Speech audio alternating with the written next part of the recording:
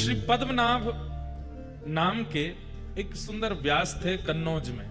ध्यान से सुनो, आपको कईयों को पता होगी, लाइव भी कई लोग सुन रहे हैं जो नाथद्वारा जाते हैं, सांवलिया सेठ जाते हैं और जयपुर जाते हैं। कभी अवसर मिले लाइव जो सुन रहे हैं उन लोगों से हमारा निवेदन, कोटा भी आइए और कोटा में श्री मथुराधीश जी का दर्शन कीजिए।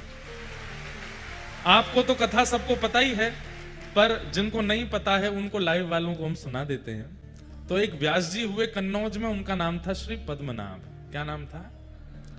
बहुत सुंदर कथा करते थे। हजारों लाखों की तादाद में लोग उनकी कथा सुनकर के अपनी शंकाओं का समाधान और परमानंद की प्राप्ति करते थे। परंतु उनके चित्त में इच्छा प्रकट हुई कि मैं सबका समाधान करता हूं, मेरा समाधान कौन करे। कई बार बंधुओं, कथा कहने वाले सबके समाधान करते, पर उनके चित्त में भी इच्छा होती है कि हम भी कहीं किसी गुरु आश्रय में जाएं जो हमारा समाधान करे। और एक बात बताएं, वक्ता अगर इस प्रकार की वृत्ति रखता है उसको अहंकार कभी नहीं हो सकता। नहीं तो इस व्यासपीठ पे अहम बहुत जल्दी आ जाता है। इतने लोग प्रणाम करते हैं, इतने लोग वंदन करते हैं, इतने लोग सब आगे पीछे घूमते हैं, सब करते हैं, तो अहम आना बहुत स्वाभाविक हो जाता है। लेकिन व्यासपीठ पर बैठा वक्ता भी अपने ऊपर किसी आचार्य को मानता है और उनके सदा शरणागत में रहता है, तो उसके अंदर अहम नहीं आ सकता। तो श्री पद्मनाभ व्यास जी ने मन में विचार किया कि पद्मनाभ दास जी ने कि मैं किसके आश्रय में जाऊं, मेरा समाधान कौन करे। इसी भावना से कथा कहते थे कि हे भागवत जी, आप कृपा करो कि मेरे समाधान करने वाले गुरु भी आवें। तभी कन्नौज में श्रीमद वल्लभाचार्य महाप्रभु जी का आगमन हुआ। बंधुओं, श्रीमद वल्लभाचार्य जी कौन है? भगवान के मुख का अवतार हैं। ठाकुर जी की प्रत्येक वस्तु अवतार धारण करती है। आप कहेंगे क्यों? उनको आवश्यकता क्या है? भगवान के कंगन भी अवतार लेते हैं, भगवान का मुकुट भी अवतार लेता है, ठाकुर जी की वंशी भी अवतार लेती है, ठाकुर जी की पीतांबरी भी अवतार लेती है। ये सब भी आचार्य रूप धारण करके आते हैं। कहां तक कहूं, ठाकुर जी के अश्रुबिंदु भी अवतार लेते हैं। क्यों? क्योंकि सब लोग इधर देखो, अति सामीप्य में वैल्यू नहीं होती। ठाकुर जी के जितने भी आयुध हैं, ठाकुर जी के जितने भी श्रृंगार हैं, स्वयं ठाकुर जी का मुखमंडल, हस्त कमल, चरण कमल, ये सब भी विचार करते हैं कि हम ठाकुर जी के इतने समीप रहते हैं कि ठाकुर जी को सामने से देखने का अनुभव हमको नहीं हो पाता। अब विचार कीजिए, भगवान के मुखमंडल को ही इच्छा हो रही है कि मैं भी ठाकुर जी के मुखमंडल को देखूं। कैसे देख सकते हैं? प्रतिबिंब में ही देख सकते हैं। तब भगवान के मुखमंडल ही श्रीमद महाप्रभु जी के रूप में प्रकट हुए। मतलब महाप्रभु वल्लभाचार्य जी का दर्शन जिन्होंने किया, उन्होंने साक्षात ठाकुर जी के मुख का दर्शन किया। तो महाप्रभु जी प्रकट हुए। यशोदा जी का अवतार भी माना जाता है, श्री यशोदा जी के भाव से, पर गोसाई जी में यशोदा जी के भाव ज्यादा अनुभव होते हैं। गोसाई श्री विठलनाथ जी महाप्रभु जी के पुत्र। तो महाप्रभु जी का कन्नौज आगमन हुआ।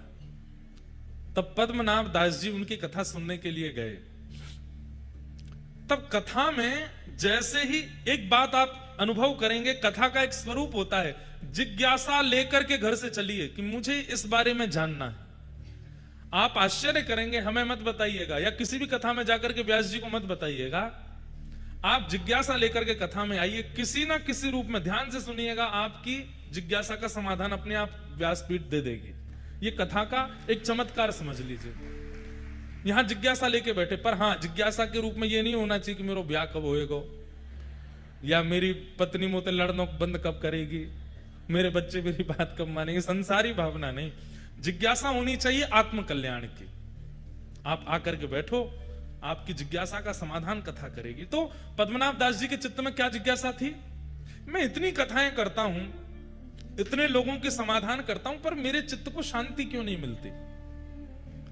और आप इसी जिज्ञासा से आकर के जब कथा में बैठे, उसी समय महाप्रभु जी ने एक प्रसंग कहा, और प्रसंग में कहा कि भैया, ठाकुर जी की सेवा करने वाले, ठाकुर जी की कथा सुनाने वाले, ठाकुर जी के समीप रहकर के किसी भी प्रकार की सेवा का क्रम करने वाले को अपनी जीविका के लिए ठाकुर जी का प्रयोग नहीं करना चाहिए। समझ में आई बात?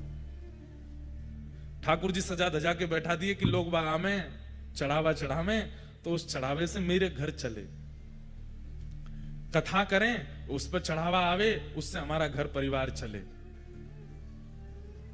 ठाकुर जी जीविका नहीं होने चाहिए। कर भी लो अगर जीविका के रूप में तो उसमें कोई दोष नहीं है। ठाकुर जी को तो प्रसन्नता ही होती है, चलो भैया मोते तेरो घर चले तो चला ले, मोते अगर तेरो सब चले तो कर ले। लेकिन यदि किसी व्यक्ति को परम सुख की प्राप्ति करनी है तो ठाकुर जी का क्रम अपनी जीविका के लिए ना करे। ये बात महाप्रभु जी कथा में कह रहे थे, और इसी बात को पद्मनाभ दास जी बैठ करके सुन रहे थे। पद्मनाभ दास जी बोले, मेरा तो पूरा घर कथा से ही चलता है, मेरा तो सब कुछ कथा से ही होता है।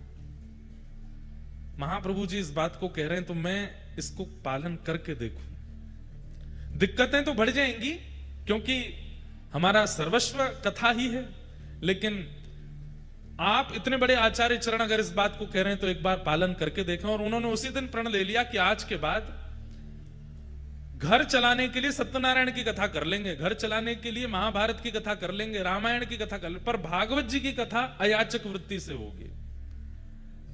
हमारे संगी साथियों को देना हो तो दीजिए, हमको कुछ नहीं चाहिए। ये प्रण श्री पद्मनाभ दास जी ने धारण कर लिया। और ये भाव धारण करते ही आपने जैसे ही कथा कहना प्रारंभ किया, इतना परम शांति के अनुभव हुए, ऐसे ऐसे अनुभव ठाकुर जी के उनको होने लगे। समझ गए, बोले कि यही मेरे आचार्य हैं, जिनकी एक वाणी से मुझे परम समाधान मिला, यही मेरे गुरु हैं। गुरु कौन? गुरु वही जो हरि सो मिलावे, गुरु वही जो हरि की राह दिखावे, गुरु वही जो सब तज वृंदा विपिन बसावे, वो गुरु है। वो गुरु नहीं जिसके आश्रय में जाने से आप और संसार के हो गए, वो गुरु जिसके आश्रय में आने से, जिसकी वाणी सुनने से और संसार छूट गया, वो गुरु है। जिसकी वाणी, जिसकी उपस्थिति, जिसकी कथा ठाकुर जी के और समीप ले जावे, वो गुरु है। पद्मनाभ दास जी महाप्रभु जी के शरणागत हो गए और कहा कि प्रभु अब आप मुझे स्वीकार करो, मैं आपसे परम प्रसन्न हूं, आपने मेरे जीवन के समाधान कर दी, अब मैं परम आनंद में रहता हूं, भागवत जी बिल्कुल अयाचक वृत्ति से करता हूं और मुझे इतना सुख मिलता है। मेरे घर वालों को दिक्कत होती है, घर में धन नहीं जाता, थोड़े धन आदि की तंगी हो जाती है, लेकिन मुझे परम सुख मिलता है। और पद्मनाभ दास जी महाप्रभु जी के अनुयायी हो गए। महाप्रभु जी यदा कदा कहीं कहीं जाते तो पद्मनाभ दास जी को संग लेके जाते थे। गुरु भी कई बार शिष्य के शिष्यत्व को परखता है, और परखना भी चाहिए। शिष्य धनवान है, शिष्य सर्वगुण संपन्न है और उस पर कृपा ज्यादा करे, ये गुरु का स्वभाव नहीं होना चाहिए। गुरु शिष्य के शिष्यत्व को देखे। और महाप्रभु जी ने पद्मनाभ दास जी के शिष्यत्व को देखा। सब लोग इधर देखिए, कहां से पधारे आपके निधि, सुनिए उनके बारे में। और ऐसा कैसा जीवन एक साधक को रखना पड़ता है तब जाकर के ऐसे निधि मथुराधीश जैसे प्राप्त होते हैं, ये सुनिए।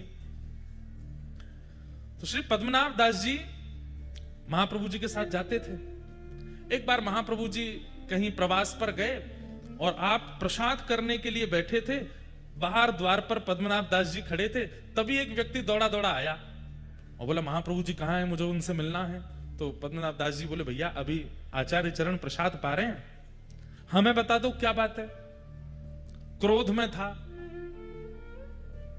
तो उसने बताया, महाप्रभु जी के पीछे पीछे चल रहा था मैं, ये जान करके कि ये आचार्य हैं, इनकी सन्निधि में रहने से मुझे आनंद की प्राप्ति होगी, पर मेरे साथ तो गलत हो गया। बोले क्यों? अब ये तो आगे से कहीं मुड़ गए, वहां पर डकैतों ने मुझे पकड़ लिया और मेरा सब धन हरण कर लिया, मेरे गले का सब आभूषण ले गए और मेरे साथ तो बड़ा बुरा हुआ। तो मैं जितना मेरा आभूषण चोरी हुआ, जितने धन चोरी हुआ, सब मांगने आया हूं, क्योंकि इनके पीछे चल रहा था मैं। तो पद्मनाभ दास जी बाहर खड़े खड़े सोचे, ये बात महाप्रभु जी तक जाने लायक नहीं है। उन्होंने कहा, कितना धन बनता है तुम्हारा? बोले इतना इतना धन बनता है। तो बोले चलो हम दिलाते हैं। और उनको किसी सेठ के पास गए, सेठ से कर्जा लेकर के उस व्यक्ति को धन दे दिया, महाप्रभु जी को नहीं बताया। अब वो सेठ जी बोले भैया इतना ब्याज बनेगा, कब लौटाओगे? बोले कि अब मैं करूंगा। खुद तो नियम धारण कर चुके थे कि बिना धन के कथा करनी है, और कोई कुछ आता नहीं था, धन कहां से आवे, वापस कैसे लौटा मैं? तब एक राजा आपके पास आया कि मुझे आपसे कथा सुननी है, आपके बारे में बहुत सुना है। तो बोले हम कथा तो करेंगे लेकिन दक्षिणा नहीं लेंगे। राजा तो कथा मांगने ही आया था, तो 4-5 बैलगाड़ी भर के सामग्री लेके आया था। बोले हम धन नहीं लेंगे। तो राजा बोला तो फिर ऐसे ही सुना दीजिए, हमको क्या, आप नहीं लेंगे तो हमें तो कथा सुननी है। लेकिन तभी उनको याद आया कि वो एक सेठ का हमको चुकाना है, पर कथा का पैसा भी नहीं लेना है, क्या करें? तो आपने राजा से कहा अगर हम भागवत ना सुना करके महाभारत सुना दें तो हम दक्षिणा ले लेंगे। राजा बोला हमको तो भागवत सुननी है। बोले कि सुनो देखो, हम तुमसे क्या छुपाएं, सीधी बात ऐसी है, हमने नियम लिया कि हम भागवत जी का दक्षिणा नहीं लेंगे, और हमको किसी का कर्जा चुकाना है तो हम महाभारत सुना देंगे ताकि तुम दक्षिणा दो तो हम उसका चुका दें। राजा इतना आनंदित हो गया, आप कितने सरल हैं, महाभारत ही सुनाओ। तब आपने महाभारत की कथा सुनाई, और महाभारत सुना करके जो दक्षिणा मिली ब्याज सहित उस सेठ को चुका दिया। अब ये खबर अभी तक महाप्रभु जी को नहीं है कि पीछे से ही शिष्य क्या कर रहे हैं। यही तो शिष्यत्व होता है। हम लोगों का शिष्यत्व कैसा कि हम गुरु जी के चरणार विंदों में कुछ अर्पित भी करते हैं तो 5 बार तो बता देते हैं, गुरु जी वहां से बनवाए, गुरु जी ये लेके आए, या गुरुदेव ऐसे ऐसी सेवा कर रहे हैं। गुरुदेव, अरे आपसे ना पता चले गुरुदेव को, कोई और जाकर के संकेत कर दे कि गुरुदेव आपके एक शिष्य हैं, वो तो ऐसी ऐसी सेवा करते हैं, ऐसा उत्सव करते हैं, ऐसा, तो गुरुदेव को जो प्रसन्नता होगी ना, वही प्रसन्नता ठाकुर जी की प्राप्ति कराएगा। प्रयास किया कीजिए कि आचार्य हमसे रीझ हैं, हम बतावें उससे नहीं, कोई और जाके संकेत कर दे। और उसमें भी ये भावना नहीं होनी चाहिए ये गुरु जी के बहुत पास रहता है, इसके सामने करूंगा तो ये बता देगा। नहीं, आपके अंदर ये भावना ही नहीं आवे। महाप्रभु जी के पास जब ये बात गई, महाप्रभु जी ने पद्मनाभ दास जी को बुलाया। बोले सुनो, वो एक व्यक्ति उस दिन लड़ रहा था द्वार पर आकर के, तुमने हमसे क्यों नहीं मिलवाया? बोले कि आप उस समय प्रसाद पा रहे थे। क्या कह रहा था वो? बोले वो कह रहा था कि आपके पीछे पीछे वो चल रहा था, आप कहीं गली में मुड़ गए, वो भटक गया तो डाकुओं ने उसको लूट लिया, उसका जो धन बनता है वो मांगने आया था। हमने कहा आप देखते अच्छे नहीं लगते, तो हमने ऐसे ऐसे करके उसका धन कर दिया, और महाभारत की कथा करके दक्षिणा लेके ब्याज भी चुका दिया। महाप्रभु जी के नेत्र सजल हो गए, हृदय से लगा लिया। हम तुमसे बहुत प्रसन्न हैं, मांगो कुछ। तब आपके चित्त में इच्छा प्रकट हुई कि मुझे ठाकुर जी की सेवा मिले। आचार्य चरण, आप कृपा करके मुझे ठाकुर जी की निज सेवा प्रदान कर दीजिए। जैसे अन्य सेवक आपके अपने घर में नवनीत प्रियालाल जी की सेवा करते हैं, अन्य ठाकुरों की सेवा, चित्रपट की सेवा आदि आदि करते हैं, ऐसी मुझे भी आप एक सेवा प्रदान करें। पर मेरी एक इच्छा है, ध्यान से सुनिएगा, मेरी एक इच्छा है। बोले क्या? धृष्टता कर रहा हूं, क्षमा मांगते हुए प्रार्थना कर रहा हूं। मेरी इच्छा यह है कि मैं जिन ठाकुर की सेवा करूं वो स्वयं प्रकट हों, वो किसी मूर्तिकार के द्वारा बनाए गए या कहीं से पधराए गए ठाकुर जी नहीं, स्वयं प्रकट हो। जैसे वृंदावन में गोविंद देव जी प्रकट हुए, हमारे मदन मोहन जी प्रकट हुए, शालिग्राम जी से श्री राधारमण लाल जी प्रकट हुए, गिरिराज जी से श्रीनाथ जी प्रकट हुए, ऐसे ही नाथ स्वयंभू। अच्छा, स्वयंभू ठाकुर जी किन्हें माना जाता है? उनके लिए भी शास्त्रों में वर्णन है। पहला, पृथ्वी से प्रकट हों। दूसरा, पहाड़ से प्रकट हों, पर्वत से प्रकट हों। तीसरा, शुद्ध दैविक नदियों से प्रकट हों। और चौथा, किसी वृक्ष की जड़ से प्रकट हों। ऐसे कुछ नियम हैं, उन्हीं को ही स्वयंभू ठाकुर जी माना। आजकल लोग बाग क्या करते हैं, पहले ही धर देते हैं नीचे जाके, वो हमारे घर से निकले, हमारे घर की खुदाई में निकल आए ठाकुर जी, हमारे वहां पर निकले, जो निकले। स्वयंभू ठाकुर जी का भी नियम बताया गया। या शालिग्राम से प्रकट हों, जैसे हमारे राधारमण लाल जी, उनको स्वयंभू ठाकुर जी माना जाता है।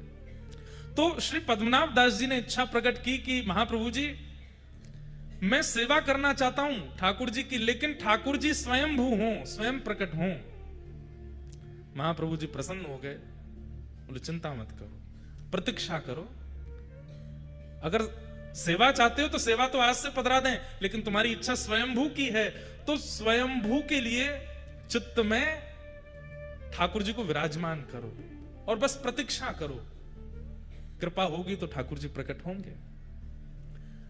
पद्मनाभ दास जी बोले ठाकुर जी की कृपा कब होगी पता नहीं, वो तो 1 जन्म 2 जन्म 10 जन्म लगा देते हैं, पर गुरु प्रसन्न हो जाएंगे तो अभी हो जाएगी। आप बस रीच करके कह दीजिए कि ठाकुर जी मिलेंगे। महाप्रभु जी बोले हम आशीष देते हैं कि ठाकुर जी मिलेंगे, बस प्रतीक्षा करो।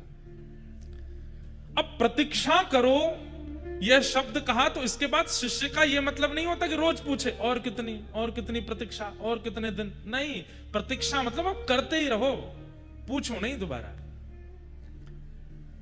अनेक वर्षों तक प्रतीक्षा की। महाप्रभु जी के साथ जहां जहां प्रवास पर जाते थे, कभी कभी जाते थे, फिर बाद में महाप्रभु जी ने इनको सदा के लिए रख लिया। जहां भी जाते थे ये साथ ही जाते थे। प्रवास करते हुए एक दिन आप गोकुल पधारे, पद्मनाभ जी साथ में पधारे, और गोकुल में संध्या के समय पर महाप्रभु जी यमुना जी के तट पर बैठ करके संध्या कर रहे थे, और दूर बैठ करके श्री पद्मनाभ दास जी अपने गुरुदेव को बस देखते ही रहते थे, दर्शन ही करते रहते थे। दर्शन करते करते करते करते तभी यमुना जी की रेत अपने आप खिसकने लगी जमुना जी के भीतर। आप देख करके आश्चर्यचकित हो गए, और महाप्रभु जी की उस समय संध्या चल रही थी, संध्या का मध्यस्थ था। और तभी क्या देखते हैं कि ताल वृक्ष के समान, 7 ताल वृक्षों के समान विशाल स्वरूप ठाकुर जी का शंख चक्र गदा पद्म धारण करके प्रकट हो गए हैं। बोलो मथुराधीश की। इतने विशाल स्वरूप प्रकट हुए कि 7 ताल के वृक्ष के समान स्वरूप था ठाकुर जी का। आचार्य चरण ने देख करके तुरंत प्रणाम किया। पद्मनाभ दास जी तो देख करके हैरान रह गए, ये कितना विशाल विशिष्ट स्वरूप, अद्भुत स्वरूप के दर्शन करके आप आनंदित हो गए। तभी महाप्रभु जी ने आज्ञा की कि निवेदन कियो, जय जय इतने बड़े बनकर के आयो, कैसे सेवा करेंगे? नसैनी लगानी पड़ेगी मोह तक पहुंचने के काजे। इतना सब कैसे विस्तृत होएगा? इतना बड़ा आपको स्वरूप है, इतने बड़े मंदिर बनाने पड़ेंगे। थोड़ी कलयुग की प्रधानता है, आप थोड़ा सा नेक हम अर्चकन पे नेक ध्यान धरो और अपनो रूप नेक सूक्ष्म करो। तब वही विशाल स्वरूप छोटे से बनकर के श्री महाप्रभु वल्लभाचार्य जी की गोद में पधारे, और वही स्वरूप आज यहाँ कोटा में विराजमान। दूर खड़े खड़े नेत्र लाल हैं, नेत्रों से अश्रु गिर रहे हैं श्री पद्मनाभ दास जी के, हाथ जोड़ करके केवल कंपन हो रहा है। महाप्रभु जी मंद मुस्का करके कहते हैं, देखो तुम्हारी इच्छा आज पूर्ण भई, और तुम्हारे लिए स्वयंभू ठाकुर जी श्री मथुराधीश प्रकट हुए। नामकरण कर दिया, इनका नाम क्या बोले? मथुराधीश। तब पद्मनाभ दास जी सन्मुख आकर के बैठ गए। बोले महाराज आपने इनका नाम मथुराधीश क्यों रखा? तब आचार्य चरण ने कहा कि देखो ये मथुरापुरी जो है ना, इसका मूल नाम मधुरापुरी है। जहां पर मधुर श्री कृष्ण का प्राकट्य हुआ वो मधुरा है, वो मथुरा अपभ्रंश होकर के और कुछ शास्त्रीय कारणों से उसका नाम मथुरा है, पर वास्तव में मधु नामक दैत्य को मारा था यहां पर, इसीलिए इसका नाम मधुरा है। और मधुरा के जो अधीश हैं वही मथुराधीश है, इसलिए इनका नाम मधुराधीश है। और आपने और निवेदन किया कि इनके स्वरूप के बारे में मुझे बताओ। तब महाप्रभु जी कहते हैं, गोद में बैठे हैं मथुराधीश जी, सामने पद्मनाभ दास जी बैठे हैं कि तम अद्भुतम बालकमं भुजेक्षणम। ध्यान से सुनिएगा, ये मथुराधीश जी जो हैं ये विशाल विराट ठाकुर जी नहीं है। देवकी मैया के गर्भ से जब ठाकुर जी जन्मे, एक दिना के लाला जब थे श्री कृष्ण कंस के कारागृह में, तब उनका जैसा स्वरूप था वही स्वरूप है श्री मथुराधीश जी का। ये छोटे लाला ही हैं, छोटे लाला 4 भुजा वाले हैं। तम अद्भुतम बालकमं भुजेक्षणम चतुर्भुजं शंख गदार्युदायुधं श्रीवत्सलक्ष्मं गलसौभकौस्तुभं पीतांबरं सांद्रपयोधसौभगम्।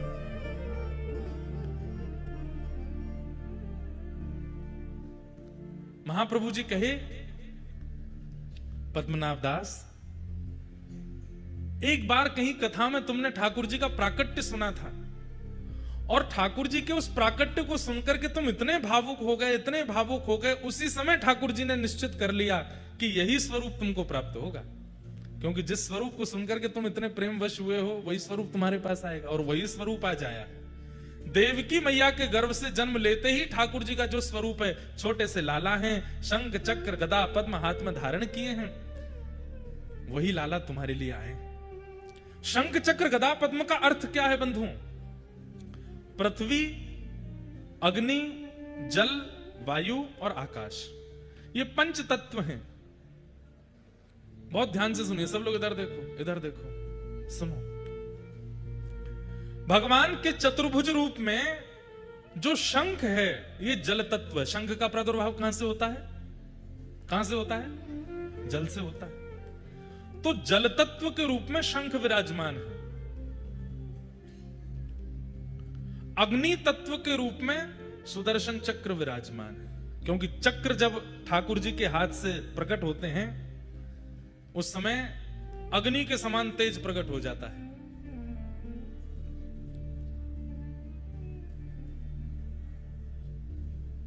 और जो भूमि तत्व है, उस भूमि तत्व से ठाकुर जी के हाथ में कमल विराजमान है। और आकाश तत्व से ठाकुर जी के हाथ में गदा विराजमान है। और वायु तत्व ठाकुर जी का स्वयं स्वरूप है। कैसे? कोई भक्त पुकार ले तो बूंदी में प्रकट हो जाएंगे, कोई भक्त पुकार ले तो चित्तौड़गढ़ में प्रकट हो जाएंगे, कोई भक्त बुला ले तो गोवर्धन जी चले जाएंगे। वायु के समान जो यहां वहां यत्र तत्र भ्रमण करते रहे। कुम्मन दास जी बुलावे तो ठाकुर जी उनके पास चले जाएं, सूरदास जी बुलावे तो ठाकुर जी उनके पास पहुंच जाएं। एक ही दिन में हजारों भक्तों को एक साथ वायु के समान स्पर्श करा के दर्शन कराने की क्षमता ठाकुर जी रखते हैं, इसलिए वायु तत्व स्वयं ठाकुर जी हैं। और बाकी पृथ्वी, अग्नि, जल और आकाश, इन चार तत्वों के रूप से ठाकुर जी के चार आयुध विराजमान है। लेकिन निकुंज में जब आप प्रवेश करेंगे तो निकुंज में इनका अर्थ अलग है। निकुंज में कमल जो है वो श्री जी का स्वरूप है, श्री किशोरी जी। और शंख जो है वो श्री जी की प्रधान सखियां ललिता, विशाखा आदि अष्ट सखियों का स्वरूप है। मतलब ठाकुर जी अपने आसपास हमें दिखाते हैं कि शंख चक्र गदा पद्म है, पर वास्तव में यहाँ श्री जी और सब प्रधान सखियां नित्य जैसे ही कपाट बंद होते हैं तो प्रकट हो जाते हैं, उनकी लीला में सहायक बन जाते हैं। तो बोले फिर गदा और चक्र किस लिए है? बोले कहीं कोई निकुंज का अधिकारी नहीं है और वो यहां अनुभव करना चाहे तो उसके लिए गदा और चक्र बाहर रक्षक के रूप में विराजमान होते हैं। इस प्रकार से चार आयुध है। इस प्रकार महाप्रभु जी ने घंटों बैठ करके मथुराधीश जी को अपनी गोद में बैठा करके पद्मनाभ दास जी को प्रवचन किया। और फिर घड़ी आई, पद्मनाभ दास जी से कहा आओ और अपने ठाकुर जी स्वीकार करो। तब श्री पद्मनाभ दास जी के माथे श्री मथुराधीश जी विराजमान। वही मधुराधीश, श्री मथुराधीश आपके कोटा में विराजमान है। आप सबन को ऐसे मधुराधिपति अखिलम मधुरम ठाकुर जी प्राप्त है वे की बधाई हो, बधाई हो, बधाई हो। खूब खूब आपको बधाई जो ऐसे ठाकुर जी आपके नगर में विराज रहे हैं। जाए करो भैया, नित्य दर्शन करवे को नियम बन जाए तो नित्य जाओ, नित्य नहीं जा सको तो 2 दिना में जाओ, 2 दिना में ना जा सको तो 5 दिना में, नहीं तो हफ्ता में जाओ। हफ्ता से ज्यादा नहीं बोलेंगे, हफ्ता में तो जाना ही पड़े। ठाकुर जी कृपा करके कोटा में विराज रहे हैं। ऐसी सुंदर लीला आज हमने अनुभव की तो मन में भाव हुआ कि आज कथा में श्री मथुराधीश जी के प्राकट्य की कथा सुना करके ही नंदोत्सव में जाएंगे।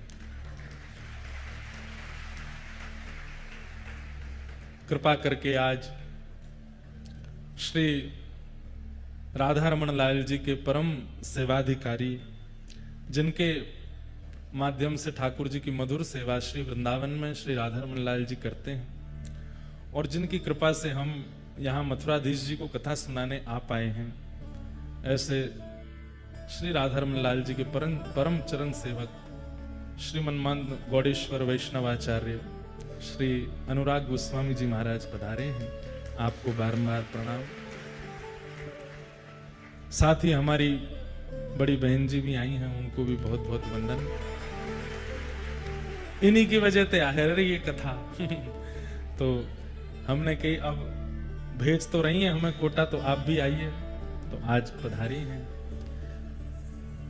आज मधुर ठाकुर जी का जन्मोत्सव होना है कथा में। कथा क्रम हम थोड़ा थोड़ा कहते हुए आगे चलेंगे। और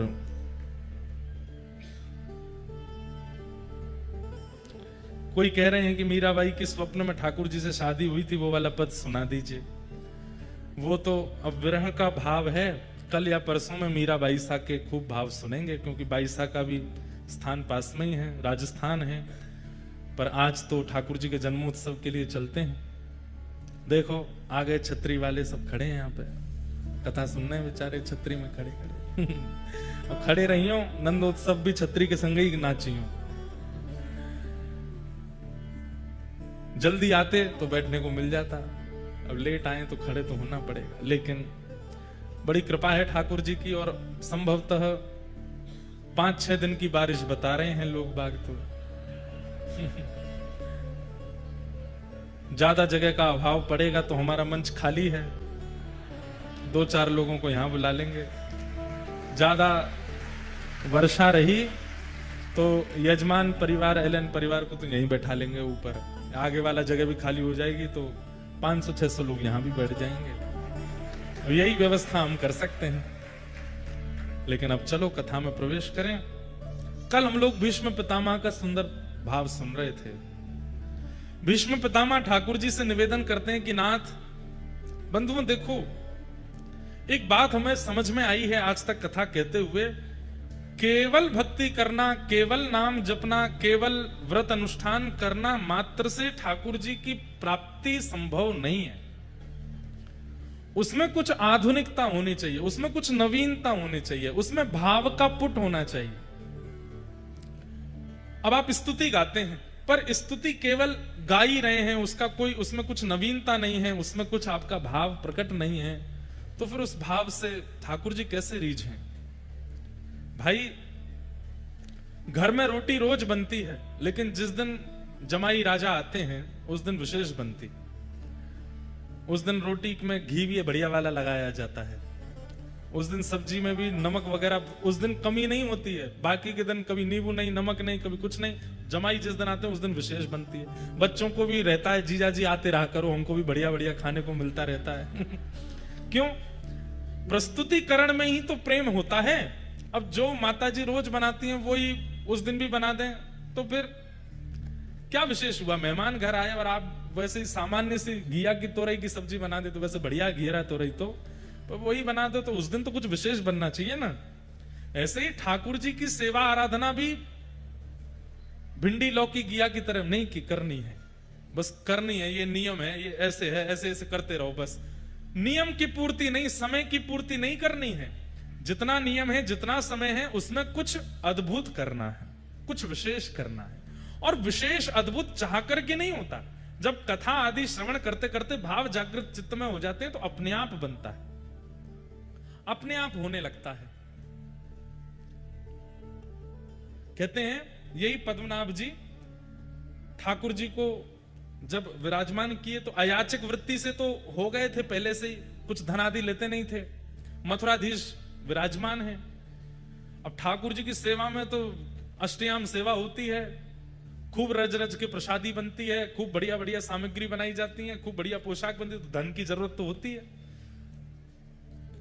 तो एक समय आने पर ऐसी स्थिति हो गई श्री पद्मनाभ दास जी की कि मथुराधीश जी को भोग भी नहीं पधरा पा रहे थे। तब आपने क्या किया? केवल छोले थे आपके पास में, तो उन छोलों को ही पात्रों में रख देते थे और पात्र को ऊपर से ढक करके ठाकुर जी से कहते, जय जय। आप सामग्री थोड़ी देखते हो, आप तो भाव देखते हो ना। अब सामग्री के लिए तो हम पर इतनी संपत्ति नहीं है, इतनी व्यवस्था नहीं है कि हम आपको विविध विविध सामग्री पवा सकें। अब ये छोले ही हैं, आप इनको स्वीकार करो। और आप छोले ढक करके और ऐसा भाव रखते, जय जय। है सारे पात्रों में छोले ही, लेकिन भावना क्या कर देते, देखो कैसी बढ़िया कड़ी बनी है, जय जय, भोग लगाइयो प्रेम से। या में खीर पधराई है, जय जय, ऊपर ते केसर डारी भैया प्रेम से पहियो। या में श्रीखंड है, या में मलाई रबड़ी है, या में ये साग है, या में ये सामग्री है, या में ये दूध घर की सामग्री है, ऐसी रोटी है, ऐसी पूड़ी है। ऐसी केवल भावना रखते थे और नेत्रों से अश्रु प्रवाह करते, बोले ठाकुर जी भावना को प्रसाद है, स्वीकार करो। कहते हैं भोग पधरा करके, छोले पधरा करके जाते, थोड़ी देर बाद में मंदिर में सुगंधी आने लगती कढ़ी की, थोड़ी देर में सुगंधी आती खीर की, थोड़ी देर में सुगंधी आती रबड़ी मालपुआ की। जो जो भावना वो धारण करते थे, छोलों में से वैसी सुगंधी आने लगती। ठाकुर जी उसको वही भाव मान करके स्वीकार कर लेते थे। भाव बिना सब साधन झूठो, भाव बिना सब साधन झूठो, बिरथा सकल निधान, भाव के वश में है भगवान, भाव के वश में है भगवान। हम सब प्रस्तुत करते हैं, केवल भाव ही नहीं करते। भाव की प्रस्तुति नहीं होती, बाकी सब प्रस्तुत होता है।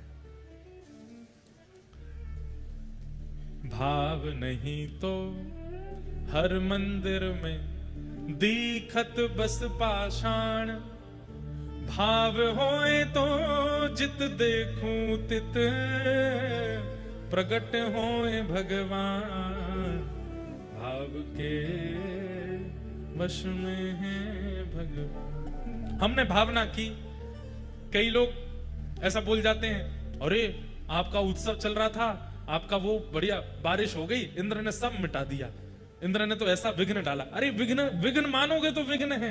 हमने क्या माना, ठाकुर जी आए हैं प्रकृति के रूप में, एक पूरा कथा पंडाल लेके बैठे हैं। भावना रखी, सबके मुख प्रसन्न हो गए, सब आनंदित हो गए और ठाकुर जी की भावना हो गई। भाव।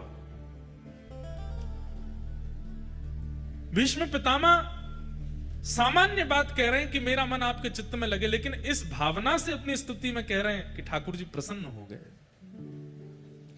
भीष्म पितामह की स्तुति सुनकर के ठाकुर जी अत्यंत प्रसन्न हुए, अत्यंत आनंदित हुए। और अंततो गत्वा भीष्म पितामह कहते हैं, बोले नाथ जीवन में मैंने आपसे कुछ नहीं मांगा, लेकिन आज कुछ मांगना चाहता हूं। ठाकुर जी बोले कहो।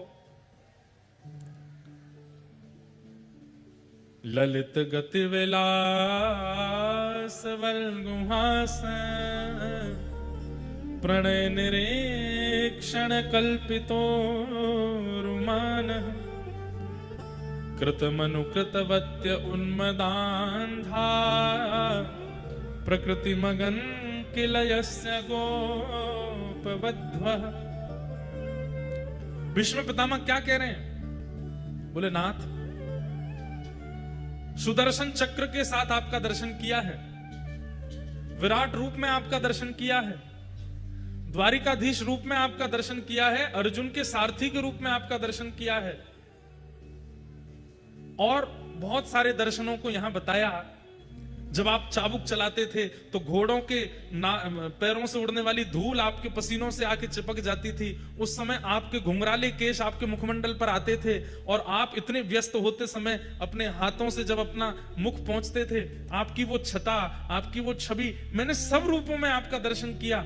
केवल एक रूप है जिसका मुझे अभी तक दर्शन नहीं हुआ है। मैं आपसे प्रार्थना करता हूं कि मुझे उस रूप का दर्शन अगले जन्म में हो, इस जन्म में नहीं। क्यों? दुर्बल हो गया मैं, मेरे रोम रोम में बाण लगे हैं, अब मैं उठ नहीं सकता, अब मैं कुछ कर नहीं सकता। इस जन्म में नहीं, अगले जन्म में। मतलब वैकुंठ नहीं मांगा, मुक्ति नहीं मांगी, एक जन्म और मांगा है। और कैसा दर्शन करना चाहता हूं? बोले ललित गति विलास वल्गुहासन।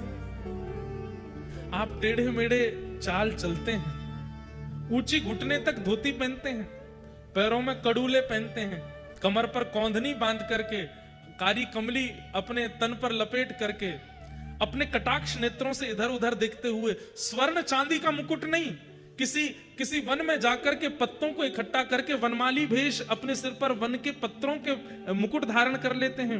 एक हाथ एक गैया के कंधे पर डाल करके दूसरे हाथ से वेणु रव करते हुए वो वृंदावन के बाल कृष्ण, उनका मुझे दर्शन करना है, उस छवि का मुझे अनुभव करना है। और उस छवि का दर्शन करने के लिए हे नाथ,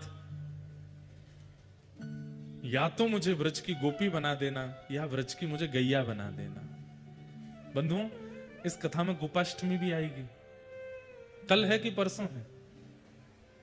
परसों है या कल भी है शायद। गोपाष्टमी पर हम विशेष लीला सुनाएंगे गौचारण की, ठाकुर जी की। कितना प्रेम करते हैं ठाकुर जी गैयाओं से।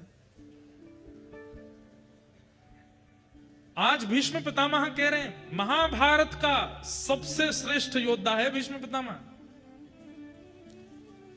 इनको बाणों की सैया पर ही इसीलिए डाला गया कि एक अंग भी इनका अगर रह गया तो ये महाभारत युद्ध पांडवों को जीतने नहीं देंगे, इसलिए रोम रोम में बाण लगा है। भले ही कौरव पक्ष के हैं, लेकिन उनके चित्त की भक्ति, ऐसी भक्ति किसी में नहीं है पूरे महाभारत के पात्रों में जैसी भीष्म पितामह में। ठाकुर जी से कह रहे हैं नाथ, मुझे आपकी उस छवि का दर्शन करना है। कौन सी छवि? सूरदास जी कहते हैं शोभित कर नवनीत लिए। सुबह सुबह आज दर्शन किए जिस छवि के। बंधु, अब हमारे मूर्तिकार भाई बंधु ऐसे छवि बनाने लगे हैं ठाकुर जी की। वास्तव में वो छवि पता है कैसी है? मूल छवि ऐसे है, एक हाथ नीचे है, दो घुटने हैं और नवनीत बिल्कुल थोड़ी के नीचे ही है। ऐसे छवि है ठाकुर जी की। ये छवि है श्री नवनीत प्रियालाल जी की।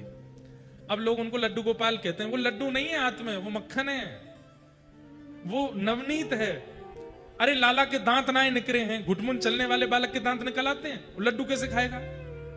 वो तो नवनीत ही खाते हैं, वो तो मक्खन ही खाते हैं। वो नवनीत प्रियालाल हैं, मक्खन गोपाल कह लो, लड्डू गोपाल तो चलो अब उसको हम गलत नहीं कहेंगे कि वो गलत है। ऐसा मान लो कि जिनके लड्डू जैसे गाल हैं वो लड्डू गोपाल, लड्डू जैसे हाथ है, लड्डू जैसे पांव है, लड्डू जैसे है वो लड्डू गोपाल। लेकिन हाथ में लड्डू नहीं है, हाथ में तो मक्खन है। इस छवि का सबसे पहले वर्णन किसने किया? सूरदास जी ने। गाइए मेरे साथ। शोभित कर नवनीत लिए, शोभित कर नवनीत लिए, शोभित कर नवनीत लिए, शोभित कर कैसे हैं? घुटरुन चलत रेणु तन मंडित, घुटरुन चलत रेणु तन मंडित, घुटरुन चलत रेणु तन मंडित, घुटरुन चलत रेणु तन। और कैसे हैं? मुख दधि लेप किए, मुख दधि। बंधुओं, इस छवि का चिंतन करो। शोभित कर हाथ में नवनीत लिए, घुटरुन चलत। अब इसमें एक बात है, कभी एकांत में करके देखना। इधर देखो सब लोग, एक हाथ ऊपर उठा लेना, दोनों घुटने नीचे टेक करके, और एक अब चल के देखना, चल पाओगे आप? लेकिन ठाकुर जी चल रहे हैं, तो कैसे चल रहे हैं? 3 व्हीलर बन गए ठाकुर जी। अब भाई एक हाथ तो ऊपर है ना, तो ऐसे लुढ़क जाते हैं बीच बीच में, तो ये कोहनी नीचे टेकते हैं और फिर चलते हैं ऐसे कोहनी से। मक्खन नीचे नहीं आवे। कह रहे हैं सूरदास जी, बोले मुख पे मट्टी लग गई है, पूरे तन पे मट्टी लग गई है। क्या कह रहे हैं? घुटरुन चलत रेणु तन मंडित, पूरा तन रेणु में हो चुका है। लेकिन हाथ के मक्खन पर एक बिंदु आनी नहीं चाहिए। कितना प्रेम करते ठाकुर जी मक्खन, जे ना गंदो है जाए खाऊं गोया को। अच्छा खा क्यों नहीं रहे? कोई एक प्रिय स्थान है ठाकुर जी का, वहां जाके ही खाएंगे। सब जगह बैठ के नहीं खाऊंगा, एकांत में बैठ खाऊंगा, कहीं दाऊ दादा के छीन नहीं ले। शोभित कर नवनीत लिए, शोभित कर नवनीत घुटरु न चलत रेणु तन मंडित, घुटरु न चलत और मुख दधि लेप किए, मुख दधि लेप, मुख पर जगह जगह दही लगी है। कैसी सुंदर ठाकुर जी की छवि है। चारु कपोल, चारु कपोल, कपोल मतलब गाल, चारु कपोल लोल लोचन, चारु कपोल लोल गोल गोल गाल हैं और बड़े बड़े नेत्र हैं। लोल लोचन मतलब लुभाने वाले ऐसे नेत्र हैं ठाकुर जी के कि जब चल के इधर उधर देखते हैं तो आकर्षण बनता है उन नेत्रों की ओर।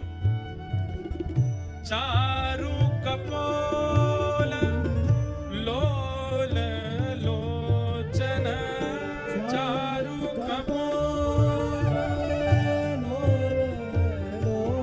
और गोरोचन तिलक किए,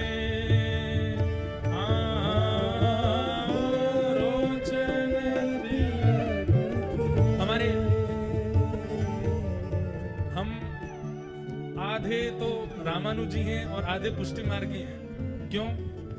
हमारे पूज्य पिताजी महाराज और हम तो रामानुज वैष्णव हैं, पर हमारे पूज्य नाना जी पुष्टि मार्गी थे, पंडित श्री कृष्णलाल शास्त्री, और उनको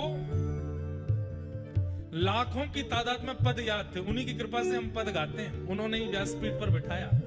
हमारे पूज्य नाना जी वो उसका इतना सुंदर वर्णन करते थे। गो रोचन तिलक किए, गैया के यहां माथे पर भीतर एक गोरोचन होता है। किसी किसी गाय के नासिका से वो रोचन प्रकट होता है। वो मल की तरह नहीं होता, वो गंदा नहीं होता, उसमें इत्र की तरह सुगंधी होती है। वो गोरोचन यहां से प्रकट होता है किसी किसी गाय के, लाखों में से किसी एक गैया के प्रकट होता है गोरोचन। वह गोरोचन का तिलक लगाती है यशोदा मैया लाला को। 9 लाख गैया हैं तो महीना 1.5 महीना में एक गैया के गोरोचन प्रकट हो जाता है। आजकल संभव नहीं है, और होता होगा तो पता नहीं, लोगों को खबर नहीं होगी इसलिए उसका पता नहीं चलता। कींच जैसी होती है, जैसे खस की कींच होती है ऐसी कींच निकलती है और जरा सी निकलती है। वो मैया इकट्ठा करके लाला कुबा को तिलक लगावे, गोरोचन तिलक किए। पर हमारे पूज्य नाना जी इसका एक अर्थ और करते थे। बोले लाला यहां गोरोचन को गोवर मान लो। तो मैंने कि नाना जी गोवर को तिलक लगा रहे ठाकुर जी। तो इसका इतना सुंदर वर्णन करते नाना जी बोलते, बोले लाला ठाकुर जी के तन पे रेणु लगी है और ठाकुर जी को मक्खन खानो है। अब प्रिय वस्तु खावे के काजे साफ सुथरा तो होना पड़ेगा। तो ठाकुर जी सोचे कहां जाऊं, तो मैया के पास जामे। तो मैया से कहवे गए कि मेरे तन की मिट्टी हटाए दो। बोलनो आवे ना लालाते, लेकिन तन में मिट्टी लगी मैया देखेगी तो हटा देगी। तो मैया के पास गए। वहां समय मैया अपना श्रृंगार कर रही है। और मैया कैसे श्रृंगार कर रही है? एक सफेद बिंदी लगावे, फिर एक लाल बिंदी लगावे, फिर एक सफेद बिंदी लाल बिंदी, सफेद बिंदी लाल बिंदी, सफेद बिंदी लाल बिंदी, ऐसे मैया अपना श्रृंगार कर रही है। ठाकुर जी देख रहे हैं, मट्टी वट्टी तो भूल गए। ठाकुर जी बोले मैं करूंगा ऐसा श्रृंगार, कैसे करूं? दोबारा लौट करके गए फिर गौशाला में। बोले सफेद बिंदी तो मेरे हाथ में, लाल बिंदी कहां से लाऊं? लाल बिंदी दिखी नहीं, सो गोबर उठा लियो। सो एक बिंदी तो मक्खन की लगा में और दूसरी बिंदी गोबर की लगा में, फिर एक बिंदी मक्खन की लगा में, फिर दूसरी बिंदी गोबर की लगा में। ऐसे ठाकुर जी अपने मुख पर यहां पर दही लीप रखी है, ऊपर यहां पे मक्खन और गोबर से ठाकुर जी गो रोचन तिलक की। कितना सुंदर वर्णन है सूरदास जी की वाणी में। शोभित कर नवनीत लिए, शोभित कर नवनीत। और आगे सुनो। लट लटकनी मनुमत मधुप गण, लट लटकनी मन मत। भैया आप लोगों को डर लग रहा हो क्या बारिश बारिश को? यहाँ देखो, अरे इसको देखो, प्रेम तो सुनो, कितनी सुंदर लीला चल रही है। विशेष रूप से आगे वाले आप लोग ज्यादा ध्यान से सुना करो, पीछे वाले तो हिलते डुलते ही नहीं है। अब देखो, ये ऐसी व्याख्या आचार्यों की कृपा से समझ आती है। आप लोग इस पद को पढ़ लो, व्याख्या नहीं कर पाओगे। अब क्या कह रहे हैं? लट लटकन मन मत मधुप गण। बोले ठाकुर जी के जो घुंघराले केश हैं, वो यहाँ पर जो चोटी बनी है वहां में से निकर निकर के नेक नेक बाहर आ गए। तो एक लट यहाँ से आई है, एक लट यहाँ से आई है, एक लट यूं आई है। तो ठाकुर जी बीच बीच में अपनी लटन को संवार रहे हैं। सूरदास जी कह रहे हैं कैसा लग रहा है? बोले ऐसा लग रहा है कि मानो जैसे किसी नील कमल के ऊपर बहुत सारे भौरे मंडरा रहे हो। लट लटकन मनु मत मधुप गण, लट लटकन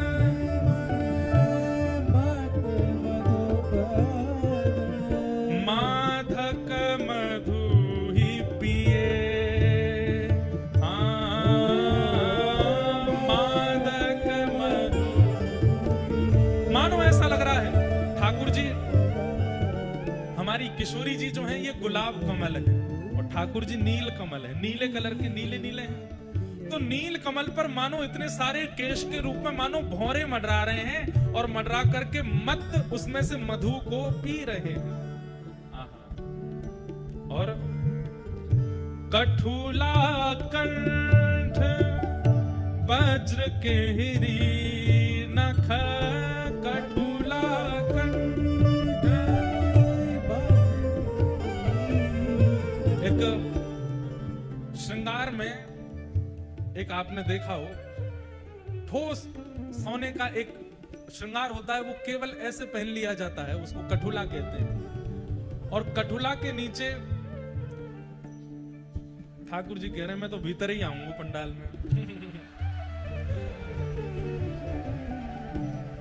ऐसा सुंदर वर्णन है रो तो मन तो करेगा। इस समय देखो, आप इधर की तरफ देखो, जो प्रकाश है यही श्री ठाकुर जी को वर्ण है। ऐसे ही है श्याम सुंदर, ऐसा ही वर्ण है बिल्कुल। नील सरोरु, ना तो नीले हैं ना काले हैं, ऐसे हैं। उनका वर्णन ऐसा ही। आहा, कठुला कंठ। और मैया केवल 2 माल पहनाती है लाला को, कंठ में कठुला पहनाती है और नीचे बाघ नख। जो बाघ होता है उसके नाखून, 2 नाखून ऐसे विपरीत करके यहाँ बगनखा पहनते हैं, इससे लाला को नजर ना लगे। तो कैसे हैं ठाकुर जी? इसलिए हम कहते हैं कि जय जय को ठाकुर जी को बगनखा जरूर पहनाओ। और नख यदि बाघ का कहीं संभव, बाघ को पकड़ करके नहीं लेना, पकड़ के ले भी नहीं पाओगे। कहते हैं कि जब बाघ चलता है तो कहीं कहीं उसके नाखून टूट के गिर जाते हैं, तो कोई फॉरेस्ट वाले आपके जानकार हो तो उनसे मंगवाओ। और अगर संभावना नहीं बन सकती बाघ नख की, तो फिर बाघ नख की तरह सोना चांदी या कोई भी धातु उसकी आकृति में बनवा के पहना दो, उससे ठाकुर जी को नजर गुजर नहीं लगती। ठाकुर जी को नजर नहीं लगेगी तो सेवक को भी नहीं लगेगी, वाकई सेवक परिवार को भी नहीं लगेगी। बाघ नखा पहना। कठुला कंठ वज्र केहरी नख, कठुला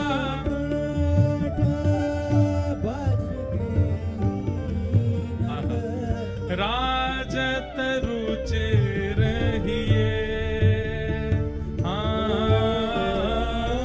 राजत रुचि रहिए। धन्य सूर एको पल इह सुख, धन्य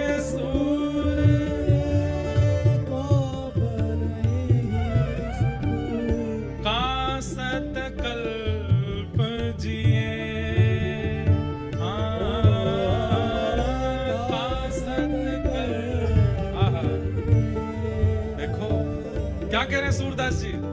धन्य सूर एहो पल एहि सुख का। बोले एक क्षण के लिए जो ये ठाकुर जी मुझे दिख रहे हैं, हाथ में नवनीत है, मुखमंडल पर सुंदर गोरोचन का तिलक है, गालों पर दही लगा रखी है, केश आकर के इनके मुखमंडल को घेर रहे हैं, कंठ में कठुला और बगनखा पहना हुआ है, घुटमुन चल रहे हैं, नीचे कुछ पहना नहीं है। आज हरि देखे नंगम नंगा डोल रहे हैं, बस वस्त्र के रूप में रज ही लगी भई है तन पे। सूरदास जी कह रहे हैं ये एक पल के लिए दिखने वाले ठाकुर जी के स्वरूप के बाद 100 साल जीने का किसका मन करेगा? हमारे प्राण तो अब ही चले जाएं। हे धन्य सूर एको पल दृष्टि सुख, धन्य सूर एको पल दृष्टि सुख, तासत कल्प जिए, तासत कल्प जिए, शोभित कर नवनीत लिए, शोभित कर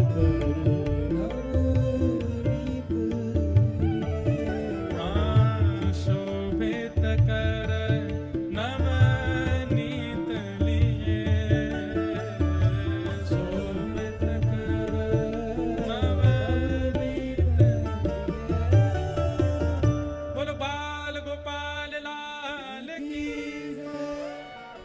जिनके घर पे नवनीत प्रिया लाल लड्डू गोपाल विराज रहे हैं, रोज ये पद गानो चाहिए ठाकुर जी के आगे, और इसी भाव से दर्शन करना चाहिए। श्रृंगार करने के बाद जब ठाकुर जी को देखो, कभी कभी ठाकुर जी को गौशाला ले जाया करो, और नहीं जा सके गौशाला तो गौशाला ते नेक रज, नेक गोबर, नेक मटका में दही, नेक मक्खन ले आया करो, और दोपहर में राजभोग करावे के बाद नेक नेक लेप दे करो, यहाँ यहाँ लगा दिया थोड़ी देर, बस एक अपने दर्शन के लिए थोड़ी देर देखने के बाद में नेक बलियां लेके फिर पहुंच पांच के बैठा दो, अब ठीक है हमने कर लिए दर्शन। कितनी सुंदर झांकी। भीष्म पितामह कहते हैं ललित गति विलास वल गुहास, प्रणय निरीक्षण कल्पितो रुमान, कृतमनुकृतवत्य उन्मदान्ध, प्रकृति मगन किल यस्य गोपवध्व।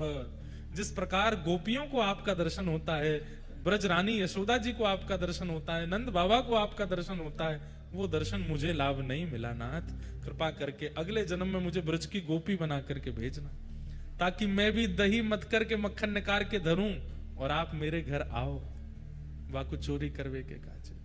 ये भीष्म पितामह मांग रहे हैं ठाकुर जी से। इस प्रकार भीष्म पितामह ने भगवान की स्तुति गाई।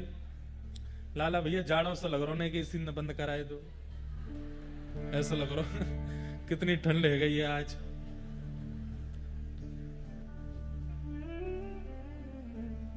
लग तो बहुत देर से रही थी, पर लीला ऐसी बढ़िया चल रही थी कि उसमें पता नहीं चला। जब लीला विश्राम भाई तो पता चली, कांप सो गए पीछे थे।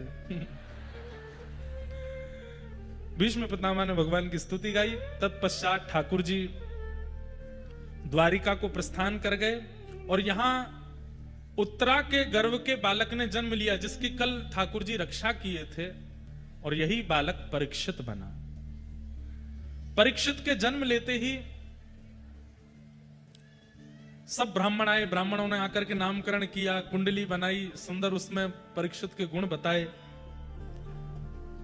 युधिष्ठिर जी महाराज ने पूछा, आप इस बालक में गुणी गुण बता रहे हो, क्या इस बालक में कोई अवगुण नहीं है? तब ब्राह्मणों ने कहा कि देखिए नाथ, अवगुण तो कुछ नहीं है, लेकिन एक अपराध इस बालक से बनेगा। बोले कैसा अपराध बनेगा? तक्षकादात्मनो मृत्युम द्विज पुत्रोपसर्जिता प्रपत्स्यत उपश्रुत्य मुक्त संक पदम हरे। ये बालक एक ब्राह्मण का अपमान करेगा, और जिसके कारण तक्षक सर्प के द्वारा डमसन से मृत्यु का इसको श्राप लगेगा। बता दिया।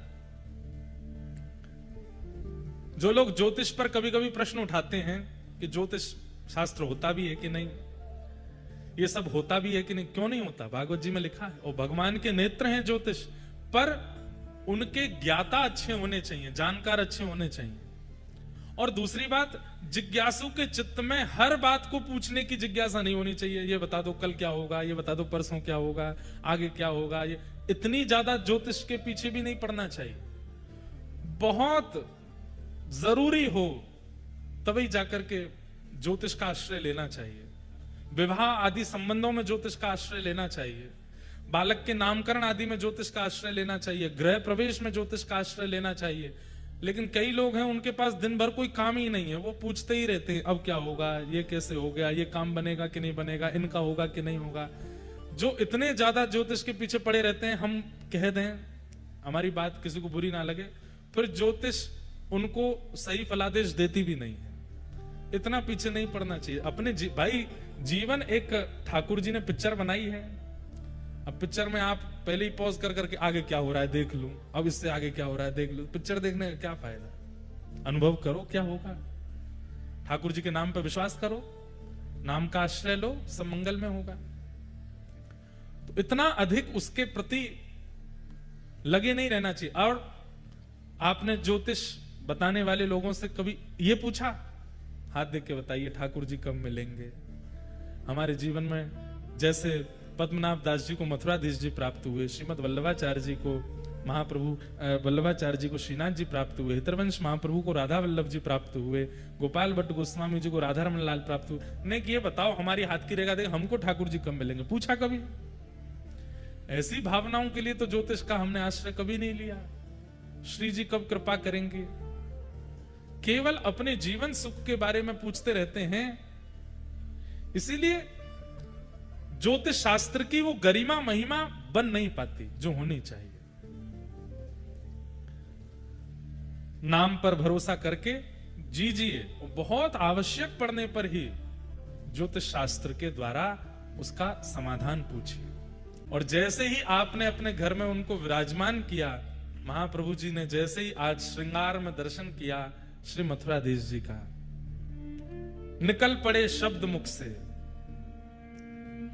अधरम मधुरम वदनम मधुरम, अधरम मधुरम वदनं मधुरं, नयनम मधुरम हसितम मधुरम, नयनं मधुरं, हसितं मधुरं, मधुराधिपते अखिलम मधुरम, मधुराधिपते अखिलम मधुरम, मधुराधिपते अखिलम मधुरम, मधुराधिपते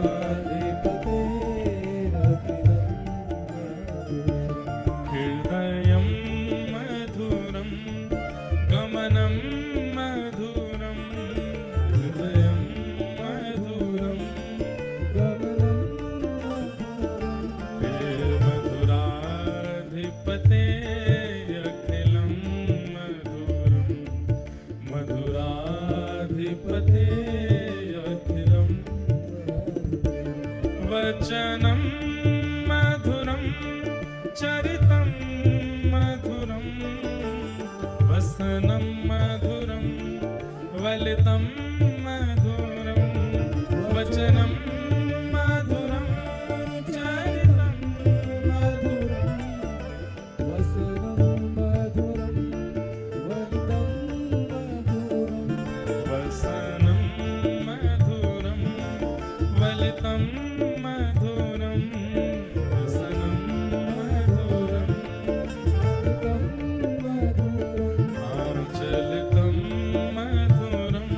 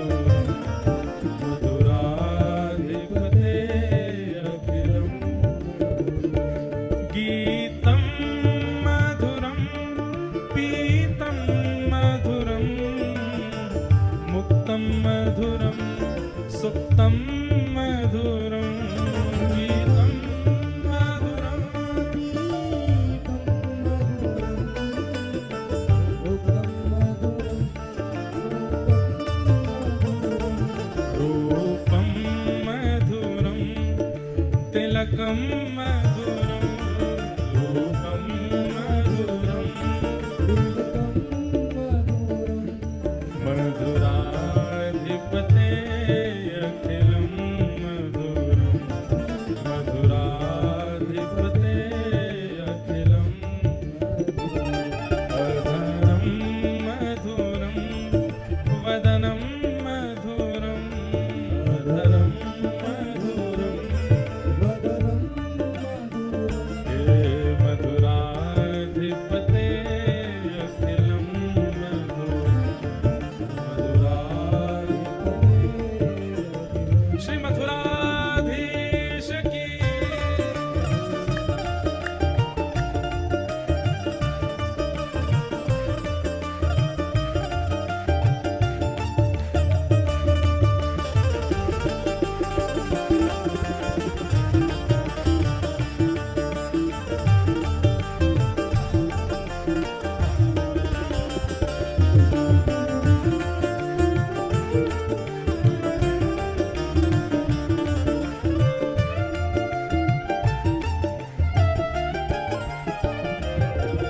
करणं मधुरं तरणं मधुरं हरणं मधुरं स्मरणं मधुरं करणं मधुरं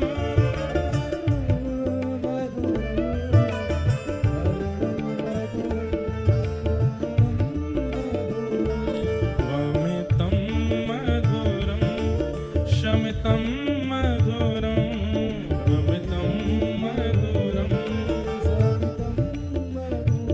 ओ मधुराधिपते अखिलं मधुरं मधुराधिपते गुंजा मधुरा माला मधुरा यमुना मधुरा बीची मधुरा गुंजा आइए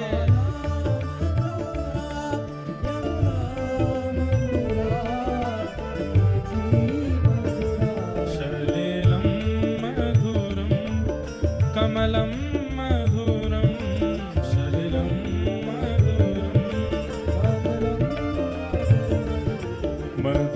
मधुराधिपते अखिलं मधुरं मधुराधिपते गोपी मधुरा लीला मधुरा युक्तं मधुरं मुक्तं मधुरं गोपी मधुरा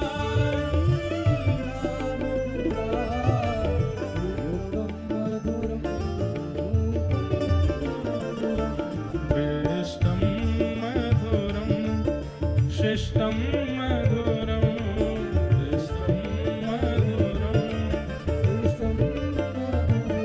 ओ मधुराधिपते अखिलं मधुरं मधुराधिपते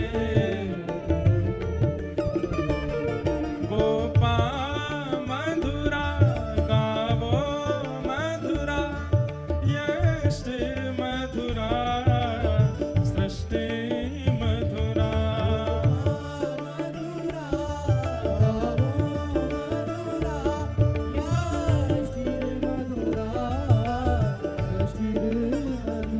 दलितं मधुरं फलितं मधुरं दलितं मधुरं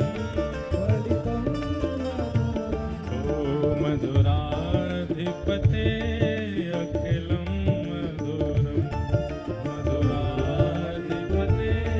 अखिलं अधरं मधुरं वदनं मधुरं अधरं मधुरं नयनं मधुरं हसितं